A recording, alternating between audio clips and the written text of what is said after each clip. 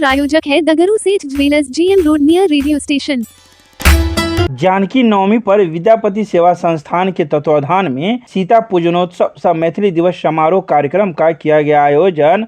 राज्यसभा सांसद थी मौके पर मौजूद। सीता प्राकट्य दिवस जानकी नवमी के उपलक्ष्य में शुक्रवार को विद्यापति सेवा संस्थान के तत्वाधान में हराई पोखर के नजदीक जानकी पूजनोत्सव सह मैथिली दिवस समारोह कार्यक्रम का आयोजन किया गया। संस्थान के प्रधान कार्यालय परिसर स्थित मिथिला भवन के सभागार में आयोजित कार्यक्रम का उद्घाटन संयुक्त रूप से राज्यसभा सांसद डॉक्टर धर्मशिला गुप्ता, संस्कृत विश्वविद्यालय के कुलपति प्रोफेसर लक्ष्मी निवास पांडे, जगत गुरु रामभद्राचार्य दिव्यांग विश्वविद्यालय चित्रकूट के कुलपति प्रोफेसर शिशिर कुमार पांडे, संस्कृत विश्वविद्यालय के 3 पूर्व कुलपति प्रोफेसर शशिनाथ झा, प्रोफेसर देवनारायण झा एवं पंडित उपेंद्र झा, पूर्व विधान पार्षद डॉक्टर दिलीप कुमार चौधरी, मैथिली अकादमी के पूर्व अध्यक्ष पंडित कमलाकांत झा, रोसड़ा कॉलेज के प्रधानाचार्य डॉक्टर घनश्याम राय, मिथिला विश्वविद्यालय के पूर्व कुलसचिव प्रोफेसर अजीत कुमार सिंह, डॉक्टर टुनटुन झा, अचल आदि ने मिलकर संयुक्त रूप से दीप प्रज्वलित कर किया। तो वहीं राज्यसभा सांसद डॉक्टर धर्मशिला गुप्ता ने कहा कि हम लोग भाग्यशाली हैं जो हम मिथिला में जन्म लिए हैं, क्योंकि मिथिला माँ जानकी की है और माँ जानकी मिथिला की। माँ जानकी का जन्म मिथिला में होना हम सभी के लिए सौभाग्य है। उन्होंने कहा कि अयोध्या से मिथिला के पावन राम का भव्य मंदिर बनने के बाद माता सीता का प्राकट्य भूमि पुनौरा धाम में भी मंदिर निर्माण की कवायद अब तेज हो गई है और वह दिन दूर नहीं जब भगवान राम को मर्यादा पुरुषोत्तम बनाने वाली मिथिला की धियासिया की प्राकट्य स्थली पुनौरा धाम में भी भव्य मंदिर निर्माण होगा। इसके अलावा उन्होंने कई बातों की चर्चा की। वहीं इस मौके पर कई गणमान्य लोग मौजूद थे। हम जानकी नवमी आज मना रहे हैं और जानकी का परिचय अगर हम देखें तो हजारों साल पुराना हमारा ये सनातन धर्म का परिचय है।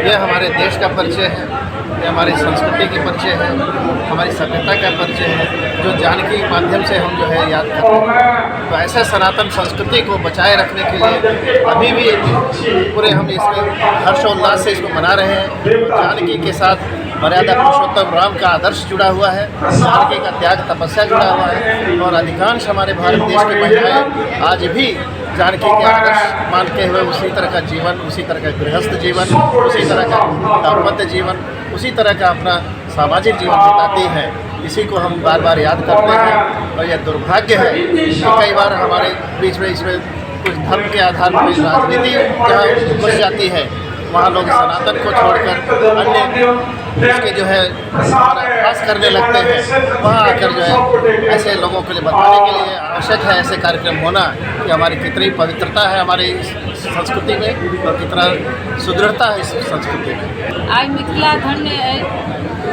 कि प्रत्येक वर्ष बैसाख मासक शुक्ल पक्ष नवमी तिथि के माँ जानकी नवमी के पर्व मिथिला ही नहीं पूरे बिहार आ देश में मनावल जा रहा है।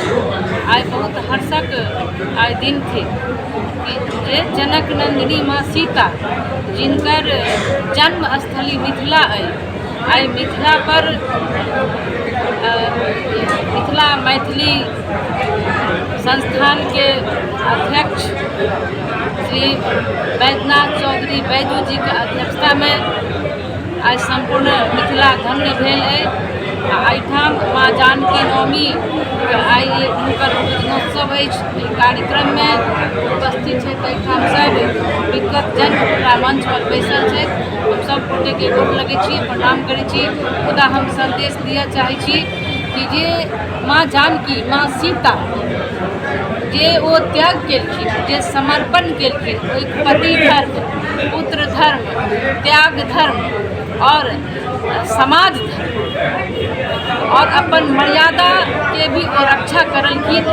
एहन सीता के उदाहरण संपूर्ण देश नहीं विदेशों में पसरल अछि। अखिल भारतीय मिथिला संघ दरभंगा के तत्वाधान में होटल सीतायन के सभागार में जानकी नवमी सह मैथिली दिवस पर कार्यक्रम का किया गया आयोजन। शुक्रवार को GM रोड में स्थित होटल सीतायन के सभागार में अखिल भारतीय मिथिला संघ के द्वारा संघ के अध्यक्ष विनय कुमार झा उर्फ संतोष झा की अध्यक्षता में जानकी नवमी सह मैथिली दिवस पर कार्यक्रम का आयोजन किया गया। आयोजित कार्यक्रम में लोगों ने सबसे पहले मां जानकी के चित्र पर पुष्पांजलि अर्पित की। इसके बाद उपस्थित अतिथियों का मिथिला के परंपरा के अनुसार पाग, चादर एवं माला पहनाकर स्वागत अभिनंदन किया गया। मौके पर मुख्य अतिथि एवं राज्यसभा सांसद डॉक्टर धर्मशिला गुप्ता ने कहा कि महिला सशक्तिकरण और माता जानकी की कृपा से मुझ जैसे एक जमीनी व साधारण सी कार्यकर्ताओं को आज राज्यसभा का सांसद बनाया गया और मिथिला की बेटी को यह सम्मान मिला है। इसके अलावा उन्होंने कई बातों की चर्चा की। बहुत चीज समझा के मौका निश्चित रूप से जानकी नवमी के उल्लास के रूप में पूरा बिहार में मनाया जाए तो बहुत नीक है। हम पहले उनका अपन श्रद्धा सुमन अर्पित करे छियै। आज उनका अवतरण दिवस है। हमार सबके और के बगल में पड़े या जनक ये उनका जन्म स्थली कहल जाए छै। बहुत बड़ा उत्सव होइ छै। लोग के धारणा छै मंदिरों बड़ा भव्य छै। मधुबनी, सहरसा, दरभंगा, सीतामढ़ी इस सब जे कागज जे छै बॉर्डर एरिया विशेषतः लोग ओहिठाम पार्टिसिपेट करे एकरा एहि एरिया में आवे में लोग के कनी दिक्कत है। हम धन्यवाद दै छन पर बिहार के मुख्यमंत्री के विधान परिषद में काफी एहि बात के चर्चा के क्रम में सभापति उस समय में पंडित ताराकांत झा छलथ है वह प्रस्ताव दिए और उत्तरा मुख्यमंत्री स्वीकार कर कि जानकी नवमी के अवसर पर बिहार में अवकाश घोषित करा। दरभंगा के मब्बी के बेलौना गांव में पब्लिक स्कूल एसोसिएशन की जिला स्तरीय बैठक का किया गया आयोजन। कई स्कूल के प्रधानाचार्य एवं निदेशक थे मौजूद। शुक्रवार को दरभंगा के मब्बी के बेलौना गांव में पब्लिक स्कूल एसोसिएशन की जिला स्तरीय बैठक एक निजी विद्यालय परिसर में की गई। इस बैठक में कई विद्यालय के निदेशक एवं प्रधानाचार्य के साथ ही कई शिक्षक शिक्षिकाएं मौजूद थे। इस बैठक के दौरान कई मुद्दों पर चर्चा की गई। खासकर सरकार द्वारा नित नए नए नियमों के निर्देश देना निजी विद्यालय के स्वतंत्र कार्य प्रणाली पर एक प्रहार है। सचिव अखिलेश भट्ट ने कहा कि हम निजी विद्यालय के संचालन अपने खुद के परिश्रम एवं संसाधन के बदौलत बच्चों को निरंतर ज्ञान प्रदान करते आ रहे हैं और दूसरी तरफ सरकार अपनी दमनकारी नीतियों के तहत उसे नष्ट करने पर तुली हुई है। इसके अलावा इस बैठक में कई बातों की चर्चा हुई।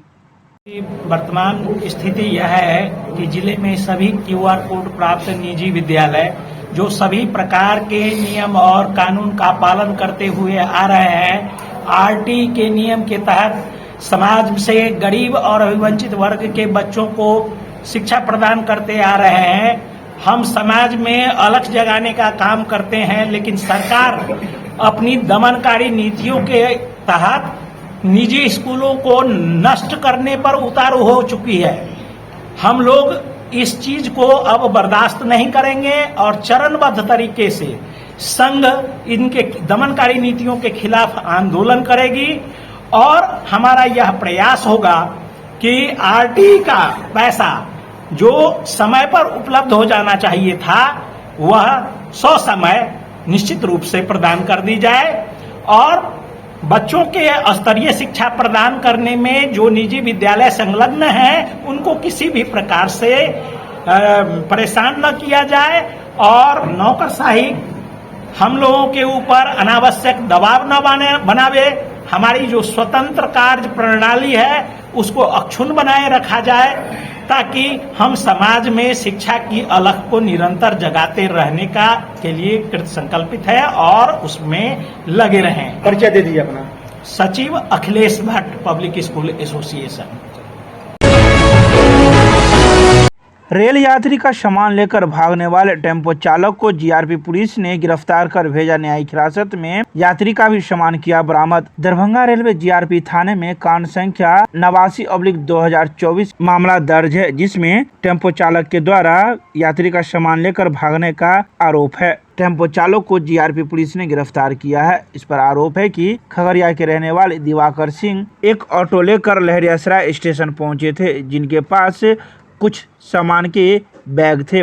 वहीं सामान उतारने के दौरान ऑटो चालक यात्री का 2 सामान का बैग लेकर भाग गया। उस बैग में आधार कार्ड, पैन कार्ड, नगद 8500 रुपए के साथ नया पुराना कपड़ा एवं एक जोड़ी सोने की कान की बाली थी, जिसे जीआरपी पुलिस ने बरामद कर लिया।